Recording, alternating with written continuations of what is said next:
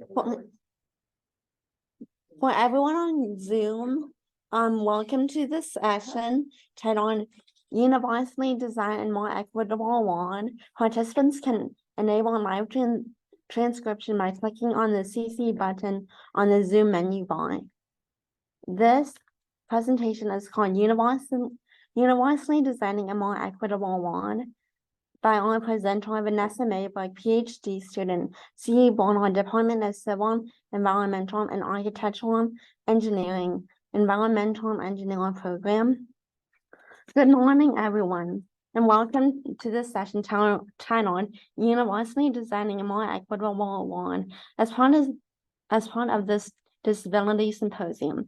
My name is Sarah Hunt, and I am a third-year psychology student, and I will be the host for today's session. Before we begin, I would like to note that people with vision disabilities take in a lot of information about the people and environment around them. To offer context and access to all, I will provide a brief visual description of myself and our presenter. I am an Asian American female with long dark hair in my 20s. I'm wearing a black shirt and blue pants with white stripes. Vanessa Maybruck is white, short, and slight, have brown curly hair worn in a bun, and is wearing black dress shoes, black dress pants, and a blue shirt with a black blazer. And she's also wearing a face mask. Participants can enable live transcription by clicking on the CCT button on the Zoom menu bar. Before I kick off this morning's session, I would like to share a bit more about the Disability Symposium and lead the CU land acknowledgement. The University of Colorado Boulder is hosting this Disability Symposium to acknowledge the work that must be done to improve inclusion of persons with disabilities on the Boulder campus. Efforts to improve inclusion must focus on staff, students, and faculty.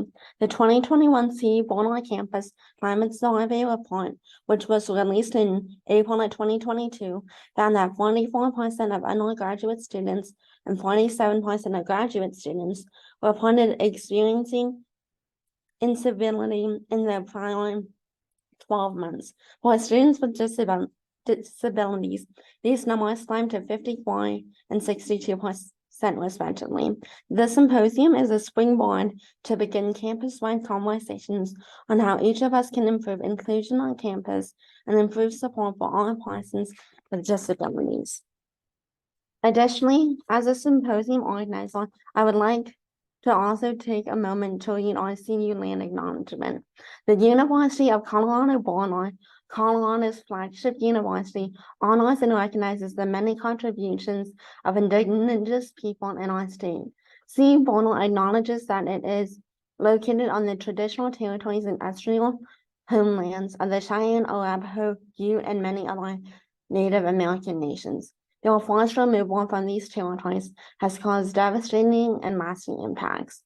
While the University of Colorado Boulder can never undo or rectify the devastation brought on Indigenous people, we commit to improving and enhancing engagement with Indigenous people and issues locally and globally. We do this by recognizing and amplifying the voices of Indigenous CU Boulder students, staff, and faculty in their work, educating, conducting research, supporting student success, and integrating Indigenous knowledge, consulting, engaging, and working collaboratively with tribal nations to enhance our ability to provide access culturally sensitive support and to recruit, retain, and graduate Native American students in a climate that is inclusive and respectful. And with that being said, please welcome our presenter, Vanessa. Thank you, Sarah. So I wanted to start off today by just making a statement about an email that was received about some controversy surrounding the symposium, because I just feel it's important to address that before I start. I wanted to say that I would not support anything that is against people with disabilities, and that's not why I'm here today. I'm here today to support people with disabilities, and that's what I believe the purpose of the symposium is. And I believe in furthering education around this topic and in fighting for social change from within. And so that's why I think it's really important to be here today, because it's Ruth Bader Ginsburg who said that we should fight for the things that we care about, but do it in a way that will lead others to join us. So that's kind of the spirit with which I'm presenting today. So I just wanted to acknowledge those perspectives. Now, I did want to talk about who I am a little bit. Like Sarah said, I am a PhD student in environmental engineering. I went to Kutztown University for my undergraduate degrees in mathematics and secondary education. And now I'm here. I am studying wastewater infrastructure and how to make that more equitable and accessible. So it kind of goes with the themes of what we talk about here in this symposium. So universal design is kind of the unifying concept of this talk. Universal design was founded or coined by Ron Mace, who was at the Center for Universal Design at North Carolina State University. And he defined it as the design of products and environments to be usable by all people to the greatest extent possible without the need for adaptation or specialized design.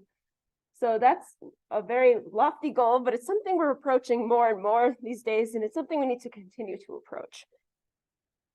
So I wanted to talk today about some of the efforts that I made actually at my undergraduate institution, which I hope to continue into here, which is why I am here today.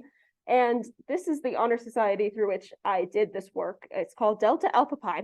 It is an international honor society specifically for students with disabilities. And it focuses on supporting students with disabilities and building a community within campuses and focusing on disability advocacy and disability justice work. I served on the executive board of Delta Alpha Pi at Kutztown University for 3 years. And I've served as both secretary and president, and we took on a number of different projects over those years that I would like to share with you today. So one of the big projects that we did focused on designing accessible professional events. So professional events on campus would specifically include anything like class lectures, labs, fieldwork, poster sessions and fair style events, art shows, concerts. The list goes on, but there's many different professional settings students might find themselves within.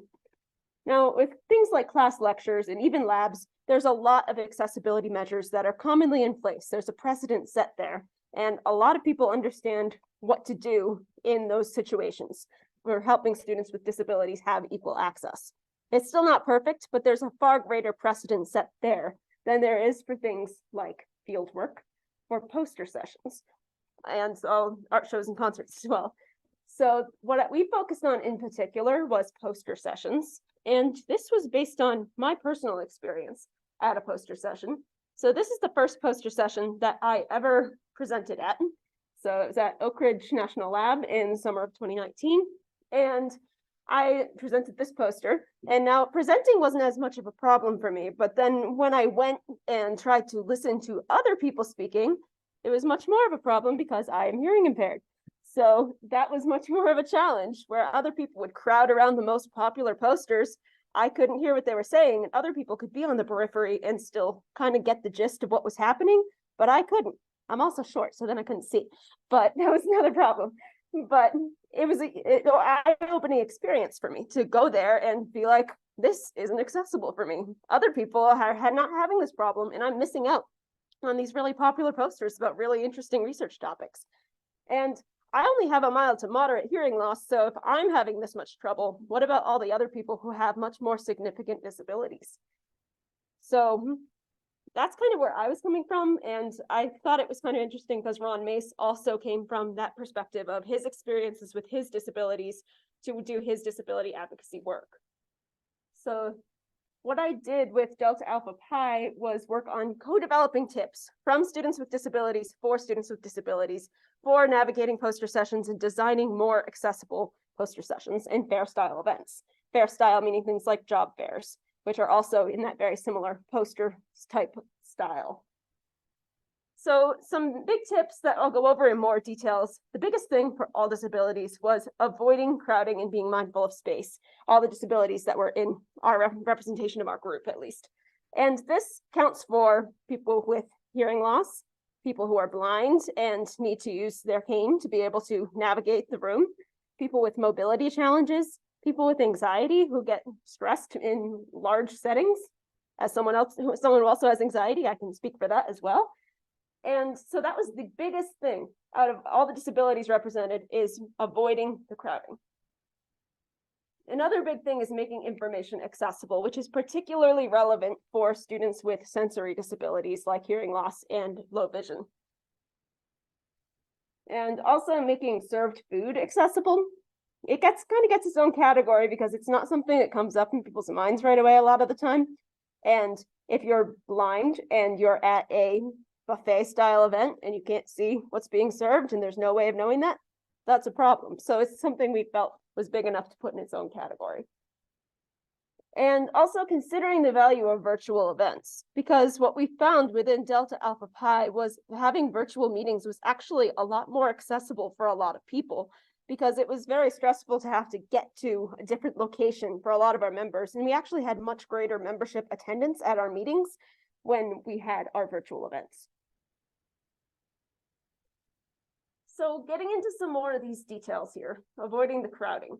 Some strategies to do this that we thought up were things like putting a lot of space between the tables or using longer tables so that you just naturally have more space in that setting. Also things like providing chairs somewhere in the room, especially for people with mobility challenges or who can't be standing for very long periods of time. It's really helpful to have a chair to go sit down for a minute and then be able to get back up and go around the room. But it's difficult when there's no chairs around, and often there aren't in these types of events. Having fewer vendors is an option, but it's not necessarily the best solution because people often want to have as many vendors as possible. But of course, it would reduce crowding. And so something that might be better is splitting the event into different times. For example, having an AM session and a PM session. And this is popular for poster sessions, but they still can end up being very crowded. So it's important to split it into enough sessions so that it's not as crowded. And hosting outdoors or in a larger location is always a good option. Outdoors is particularly appealing because you have a lot more space to move around, and it's just a helpful option to have. And in terms of information accessibility, what you see in the pictures, I was meaning to describe the pictures earlier. I apologize, I meant to do that. So that is a screen reader in the top, which is an accessible technology for people with low vision or blindness. And that is an FM system. It looks like an older one to me because I've used these before, and there's ones that hook up right to your hearing aids. They're pretty cool. But these are another model of FM units. So making information accessible. So a big thing with the poster sessions is having a lot of people have handouts that they give you, especially when you're at like a job fair or something like that. You're getting a lot of things handed to you. But the handouts aren't usually compatible with screen readers, which is a problem because, well, they're handouts, they're physical, right? So they can't be compatible with the screen readers, and you need to have an electronic version, which is this next point here. So those kind of go together. But on those handouts, you need to have it so that they can be readable with the screen reader.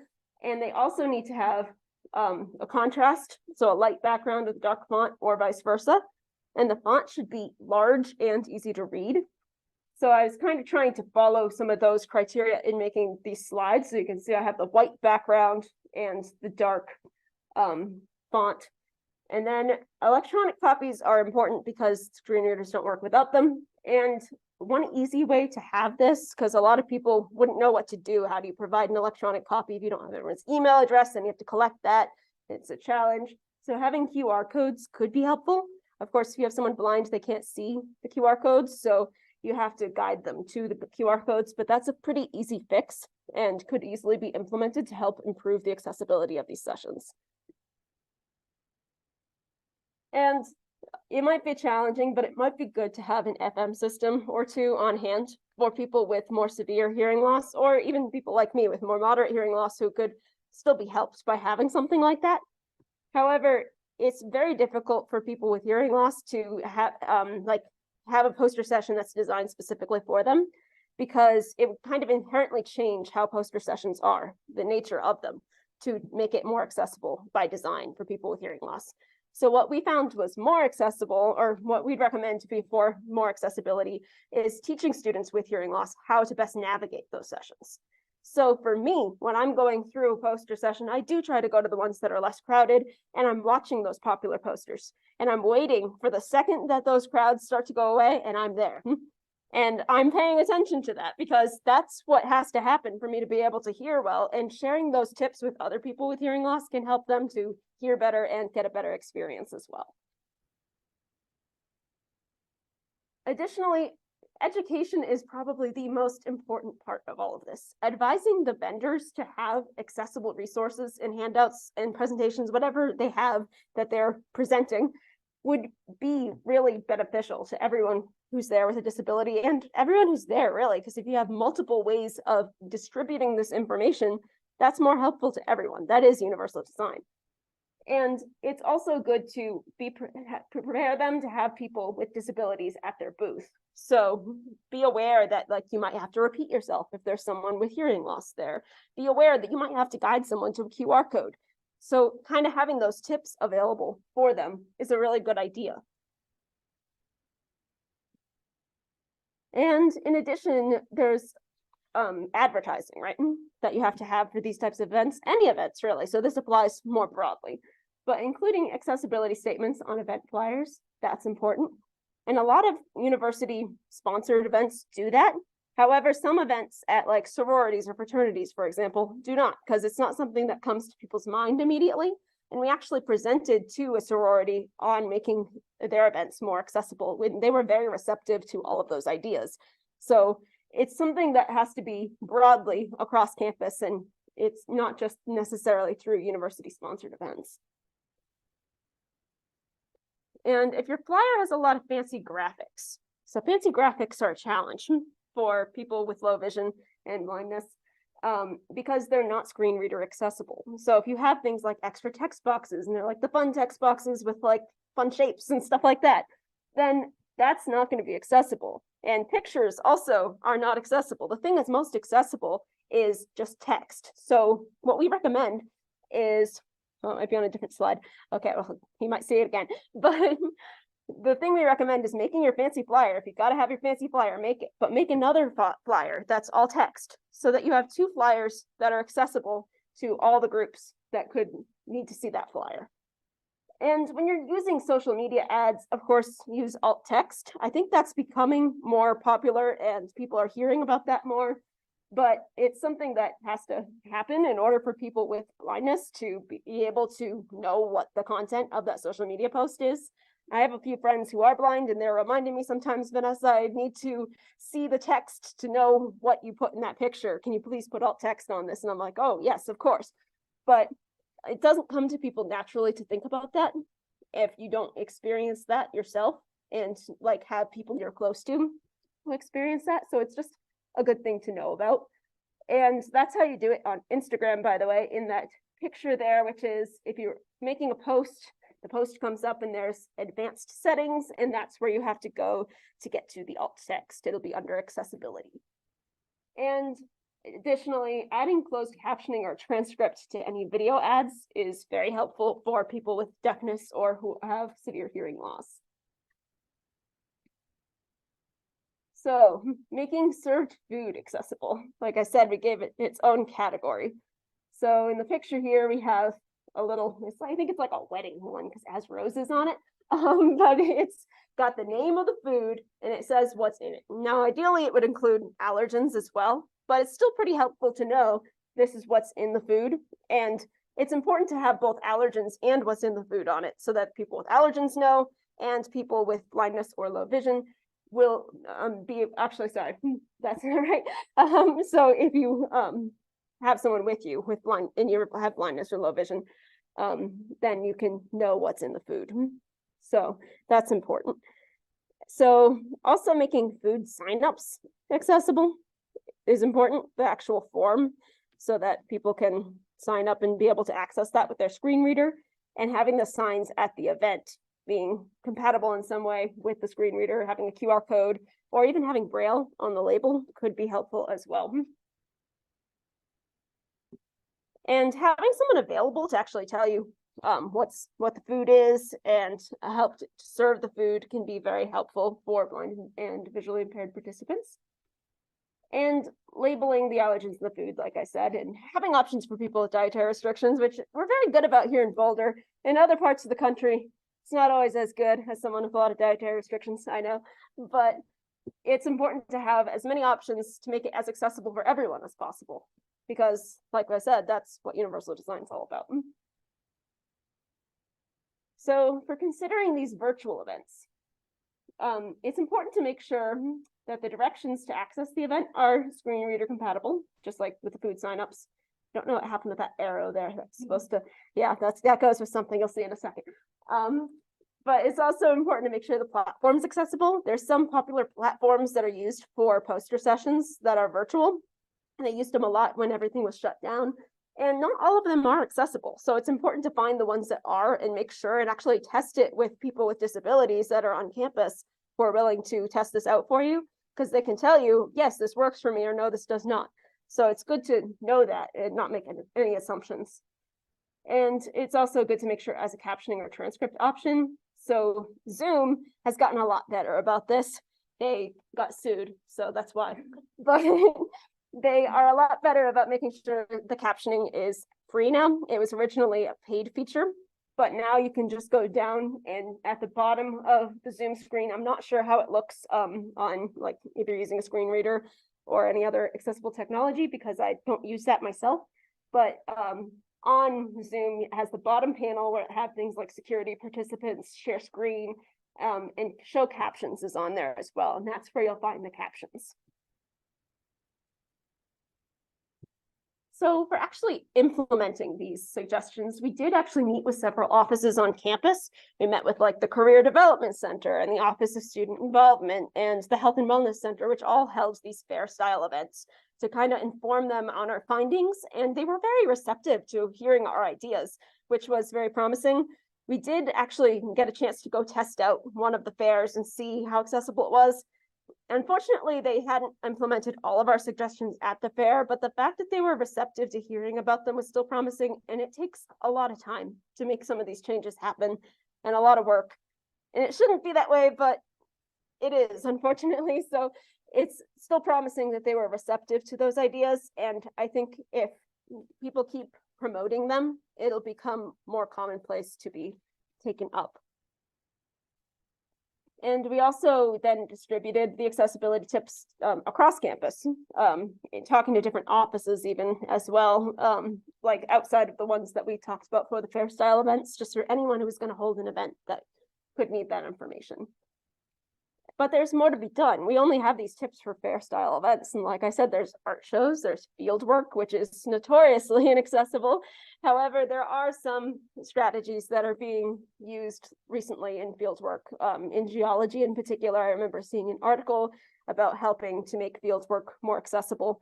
And it's very difficult in fields like that, but there are ways to overcome those obstacles. And there is a lot of technology out there. So people have to be receptive to wanting to use that technology to help students access these opportunities. So more generally, tips for presentations, some of these are a little repetitive. So we talked about the fonts already with the contrast. And another important thing for presentations, as opposed to handouts, is that your text boxes should only be the ones automatically provided. Because if you're adding other text boxes, then it's not going to be picked up by the screen reader. So that's something important to know. And it's important to verbally describe pictures, which I was trying to do. I think I missed a couple, I apologize. And using captioning for any audio that you have, which I think might be on, I'm not sure, actually, because I didn't set up the Zoom. But it's important to have that in general. And it's okay to miss it. But okay, we have it, yay, that's good. And another important thing is, again, using alt text if the slides are going to be distributed after the presentation. I don't have alt text here because I don't think my slides are being distributed, but if you have slides that are going to be distributed to people after, you should have the alt text so people can see the images. And especially for class, if you have like figures and stuff that people need to be able to go back and understand, it's really important to have the alt text. And it's good to record presentations whenever possible. And this one is being recorded, so yay.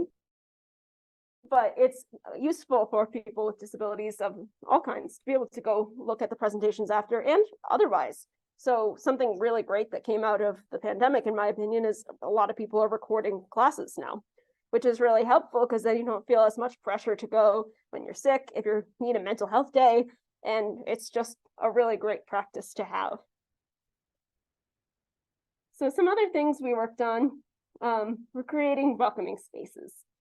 So building a community and a safe space for students with disabilities on campus. And that was one of our big things that we did with Delta Alpha Pi. We met and we had social events, we had our general meetings, we had our executive board meetings, and we held events for students outside of the Honor Society to include them in our advocacy and in our social events as well. So we really worked hard to make sure that we had a safe space, and we did a lot of fun stuff. So especially during the pandemic, when everything was especially hard for everyone and people were feeling especially isolated, we had a lot of social events. Sometimes we had them like every week or every 2 weeks. And so that was something that was really helpful. And also educating the campus community on disability awareness. So like I said, we went and spoke to a sorority about disability awareness. We would sit on panels and talk about our disabilities so that people were aware of the different challenges associated with those disabilities. And we also met with students at high schools and helped them transition into college. And it's important to start supporting students in high school, like as early as the application process, because that's really helpful for students to hear from other students with disabilities and how they navigated getting their accommodations and all of the challenges that we have to, like additional loopholes we have to go through by having a disability. So it's really helpful to be able to go talk to them and kind of ease some of their anxieties by telling them this is how it works. And I've done this and it was okay. So another thing, of course, there's always stigma. We're always fighting stigma. And in particular, we talked with the honors program director about stigma because she said there were students who were approaching her and telling her that they didn't feel like they had a place in honors because of their disability, because they didn't think they were smart enough. And we wanted to try to fight that. This was happening as I was graduating, so I didn't fully see how it all played out. However, we were hoping to come have students talk to prospective students and assure them that they did have a place in the honors program and that their disability was not going to limit that.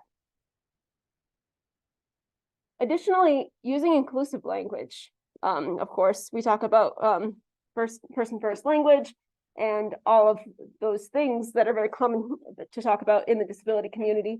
However, what we talked about is it's important to consider the student's preference as well. For example, some people would say, me saying that I'm hearing impaired is taboo. Like, they don't like that. However, I've identified as hearing impaired for my whole life, and that's how I identify. And it's important to consider the student's preference for how they identify. And in general, when you're talking about a group, it's usually best to use how the group is overall identifying until you know what the individual person is wanting to be identified as. So, for example, the autistic community prefers to be called an autistic person instead of using putting the person first. That is the general preference of the community. So that would be the thing we'd recommend saying if you're talking about the autistic community in general. We also hosted a self-advocacy workshop to help students be able to advocate for themselves better, because not all students have support in learning those skills. I was very fortunate because my mom taught me how to advocate for myself when I was very young, and I had that support, but not everyone has that. And so it's important to make sure we are providing some of those skills and some of those tips for students to know how to advocate for themselves. And as people who do know how to advocate for themselves, it's very much like giving back to people who don't know how to advocate for themselves. So it's nice to be able to share those skills. Additionally, of course, a space is more welcome when the infrastructure is actually accessible. And infrastructure will, oh, no, that's not the word. Okay, accessible infrastructure is a very common thing to talk about in any talk about disability studies.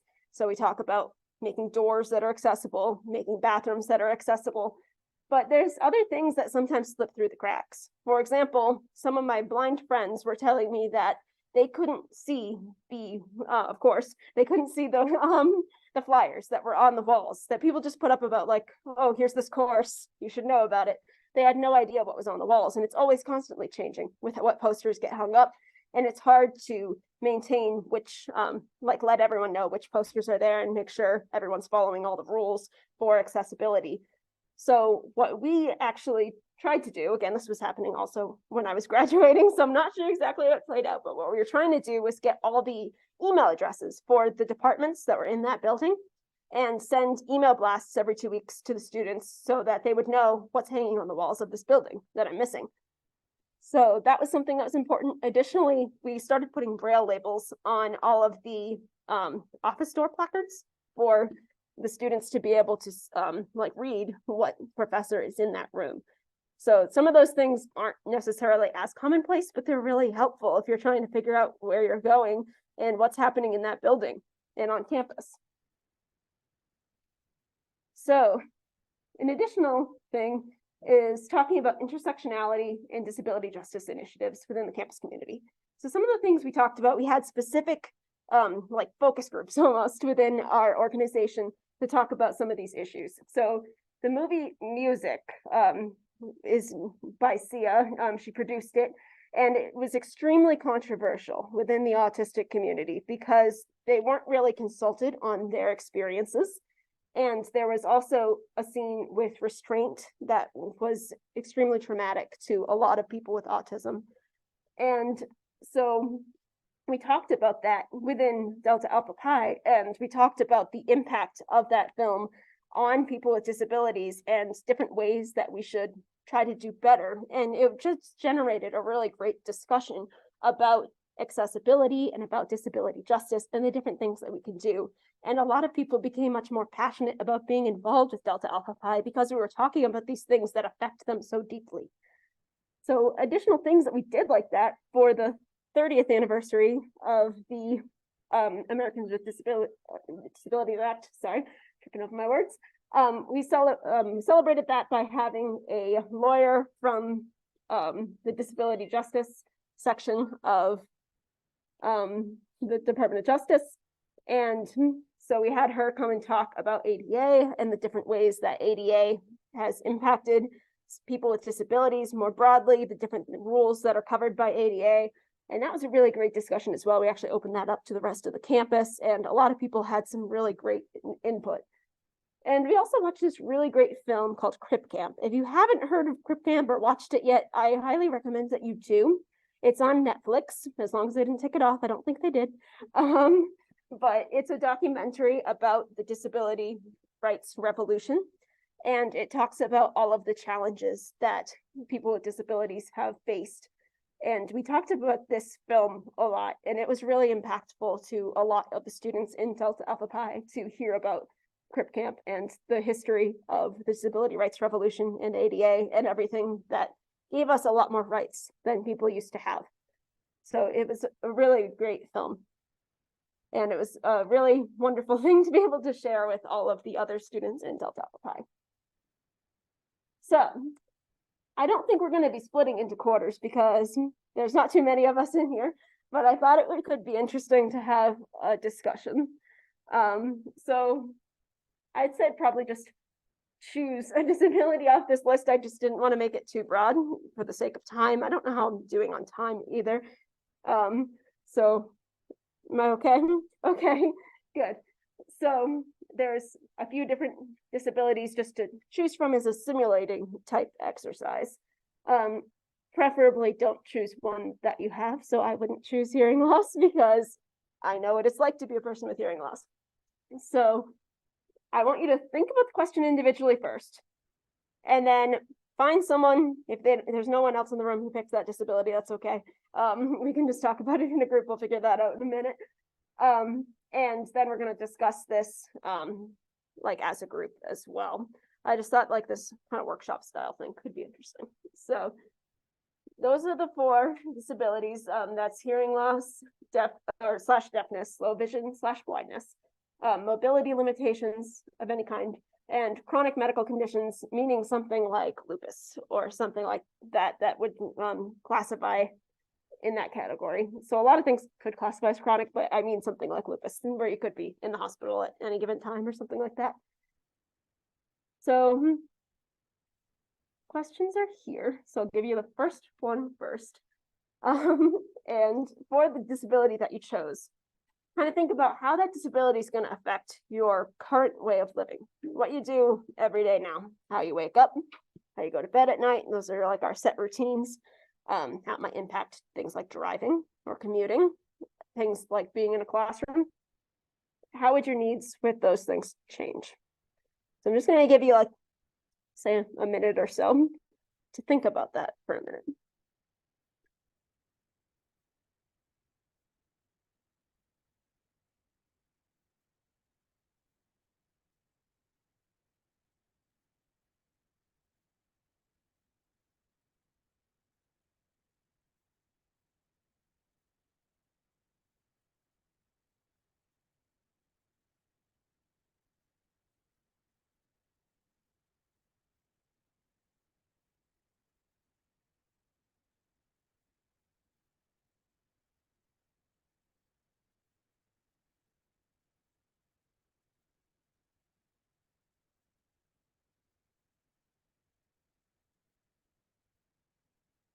Okay, I'm very bad at judging how much time has passed. It's a problem of mine. So I'm gonna say maybe that was a minute. Does anyone need more time to think about this? Okay. I can't see any Zoom participants, but if they need any time, let me know. Okay, so now since there's only a few people in this room, on Zoom, I guess just think about it. We'll talk about it in a minute. But just talk amongst yourselves, people who are close to you. What are some things you thought of? What disability did you choose and what did you think of?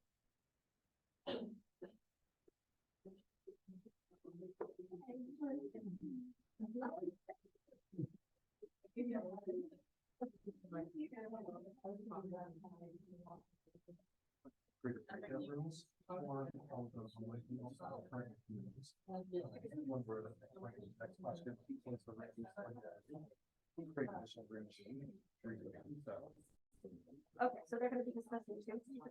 Yeah. Cool. I wasn't sure about that part. Sorry, it's my first time. So I apologize for everything. You're totally good.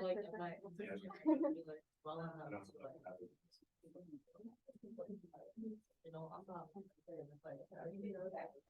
so I can like go to college. I can people not worrying about like all the people actually.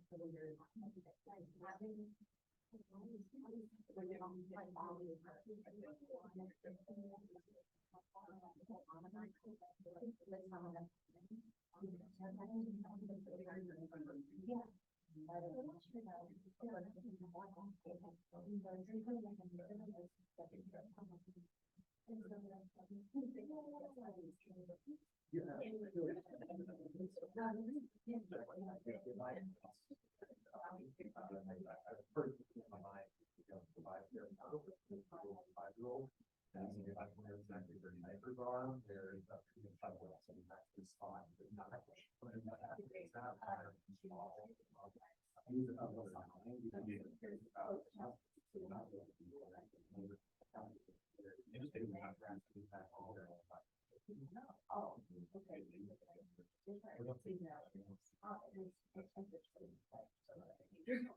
So, yeah, I mean, like, it's what I'm feeling, that, you have a picture of one, and then, I mean, this is already like, way for home. I just,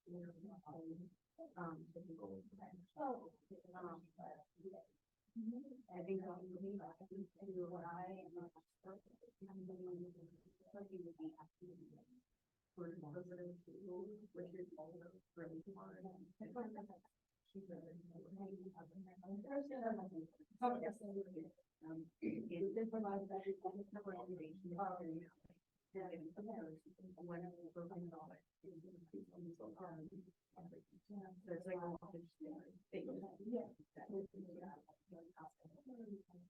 Okay, I hate to break up such productive discussion, but I think it's valuable to kind of reconvene and see what people were talking about. So does anyone want to share? And if you want to share on Zoom, you can see who wants to share, right? Yeah, I get the close room function, it'll close in 60 seconds. Okay. Okay, so if you see anyone on there, let me know who has anything to share. But anyone in the room have anything that you want to share that you talked about?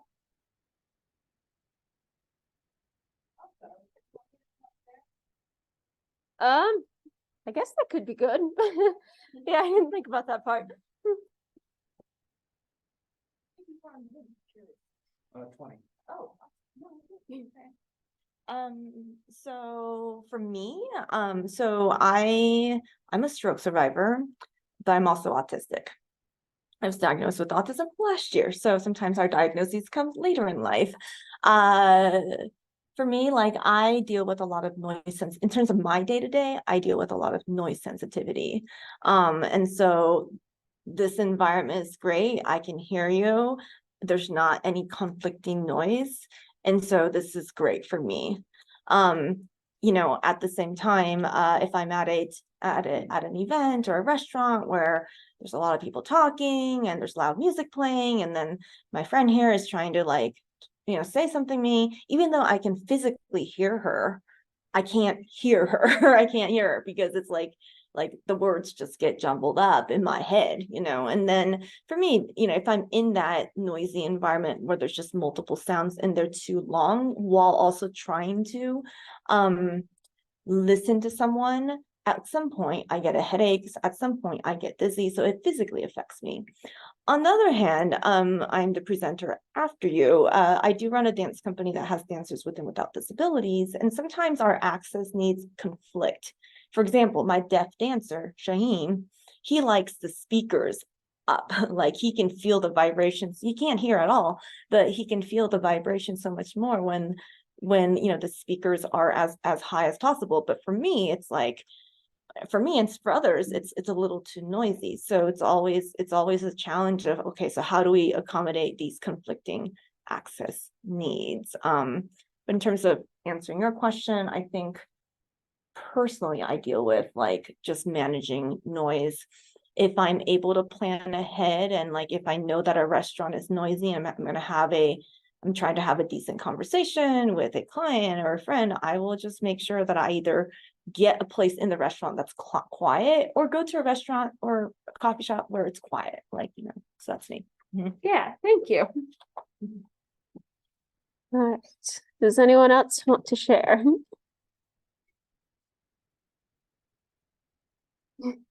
It's okay if you don't want to also. So is there anyone on Zoom who'd like to share? No one's ever yet. Okay, that's all right. So hopefully that was an interesting exercise. I do have a couple more. It looks like I have a little bit more time. Yeah. Okay. Cool. That's always good. So with the changes that you would experience with the disability you chose in the first question, what campus practices would be most helpful to you out of the ones that I discussed here?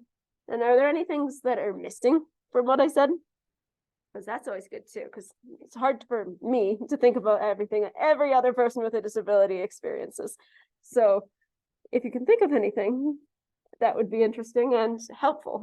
So I'll give you like another minute or so, probably a little less time, just to make sure there's enough time for any questions or anything at the end, but give that a shot.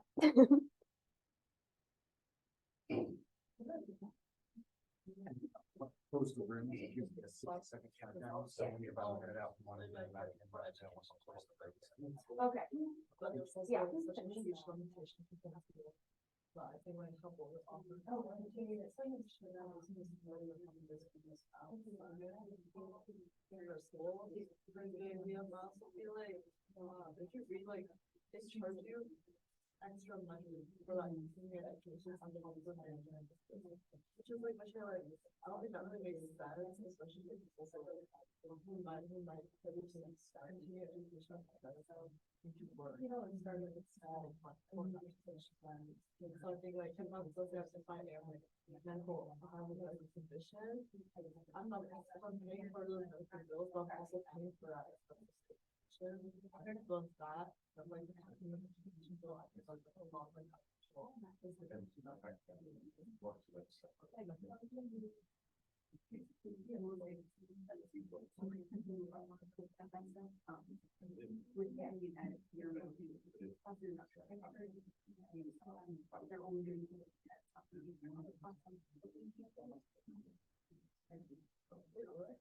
yeah, so if you're only keeping like just then you're only charging.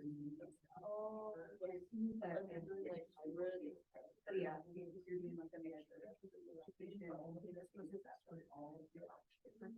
And then I didn't remember how much hours. That's their charge. They got 5. Oh, and then there was. But I was saying, I want to go, I want to. I don't think it's that.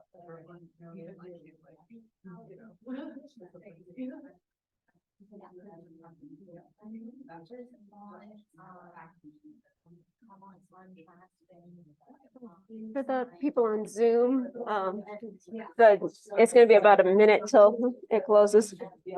Countdown, sorry. Cool. Yep.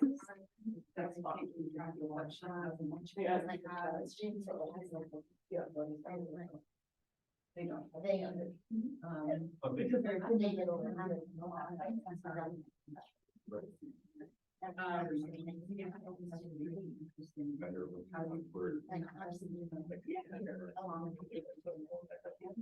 Okay.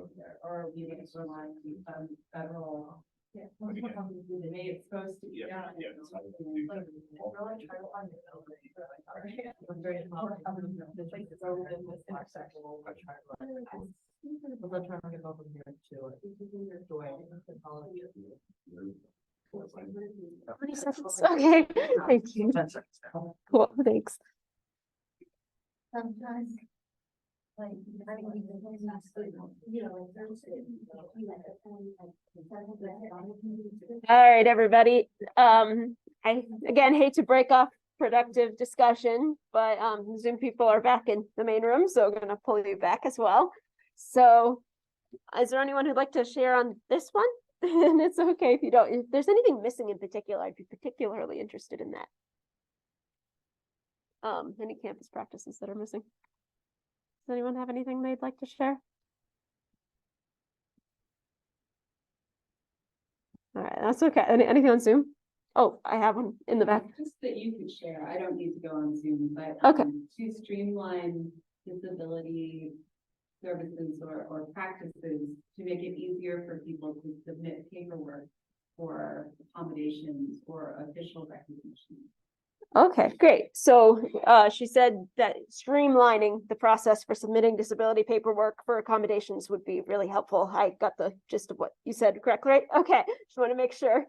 So yeah, I think that would be really great. I know we have an accommodate portal here, but I don't know if everyone's always had like a good experience with that, but yeah, do you have something on Zoom? Yes, a Zoom member mentioned they wish that campus had a central email contact where we could report physical facility issues that need to be resolved. Yes, that would be really great as well to have that. So I think they could hear me because the microphone's close enough, right? Okay, or you hear you. There we go. Cool. So, yeah, that would be really good. I don't know if anything like that exists. I'm guessing not, since someone said something about it. But yeah, both of those would be really great ideas to include in campus accessibility. That's awesome. So I know we're starting to run shorter on time, and I have one little thing I wanted to say after this discussion slide. So we can just talk about this like as a big group. But I guess this kind of already got addressed as well. So that's kind of already on there. So yeah, I forgot that was that question in full honesty. But yeah, so I think those are really great recommendations, and I should have put my email somewhere, but I can I write on this? Let's see. I can put this on there and I'd be happy to share anything. Oh boy, that's not gonna go too well, is it? Okay. Huh? Oh, I could put it in the chat. Thank you. Appreciate that. Yeah. The symposium website links to your bio, which has your email on there as well. Okay, awesome. Cool. So if you could put, you have the site, if you could put that in the chat, that would be fantastic. And yeah, if anyone has anything you'd like to share, happy to like hear the feedback there. Yeah, did you have something? Yeah, I was just wondering, so you were here fairly recently? I've been here 1 year.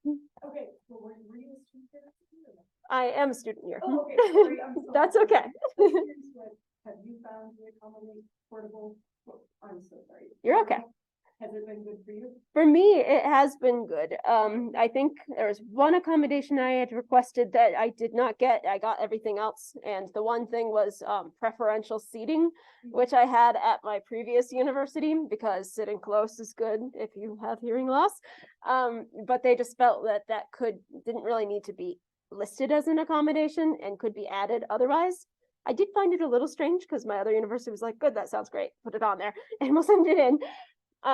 But at the same time, I haven't ever actually had to use that accommodation. I just go sit in the front and tell people to kind of move if I need them to. So I could see a little bit where they were coming from, but yeah, that was a little bit strange. That's honestly bizarre. Preferential seating is such like kind of like you know, or it's more like, I don't know how to say this. It's like a meme. I'm sorry, but about like how that's always offered to you. It's always like, oh, you can get preferential seating. So it's really interesting that they did, because they just kind of like just from high school they did it, and then when I was at community college, they're always like, you can get preferential seating. It was just kind of a funny, always adding it in. That's so bizarre that they didn't allow it for you. They allowed it for me, and it isn't something I entirely believe. But yeah, I was just curious about your experiences. Accommodate portal hasn't been bad for me yet, but also my documentation I've had for years and luckily was very thorough. But I wonder how it is for people, because I know that those evaluations can be very cost prohibitive. Yeah. But I went on a lot of different tangents there once, but That's okay. I appreciate the feedback, but yeah, that was a good question to ask me as well. So, good job. But, okay. So does anyone else have anything to share before I jump to my last slide here? Okay, cool. So what I kind of wanted to conclude with here is that people with disabilities help people with disabilities, but they also help to design a kinder and better world. So these are some very important figures in the disability rights history. So we got Judy Heumann on the, oh boy, I'm directionally challenged. Judy Heumann is on the left. There we go. Okay. So Judy Heumann actually did pass away earlier this year, which was very sad, but she was an amazing disability rights advocate, and she's featured heavily in Crip Camp, that film that I mentioned, so I would recommend checking that out. We have Ron Mace, of course, in the middle for deciding, for coining the term universal design and all of his work in that area. And on the right, we have Haben Gurma, who is an amazing disability rights advocate. She has this great book that I read that I recommend. It's her autobiography. It's just, I think it's just called Haben. So I recommend checking that out. She is both deaf and blind and is the first graduate from Harvard Law to be deafblind. She is very cool.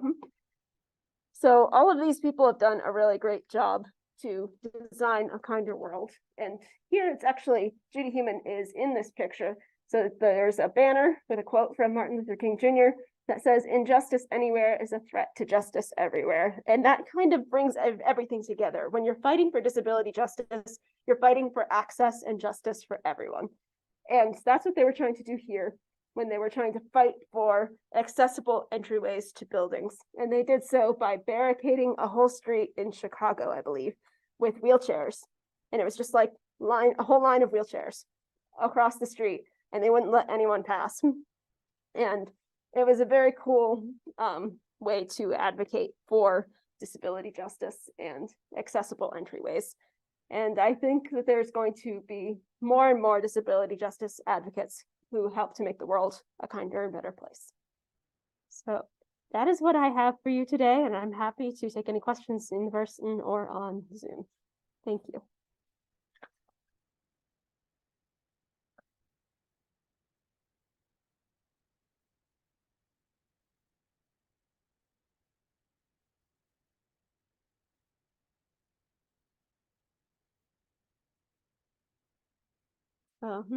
Is there anything on Zoom? No. Okay. Well, I think that is it then. So thank you again.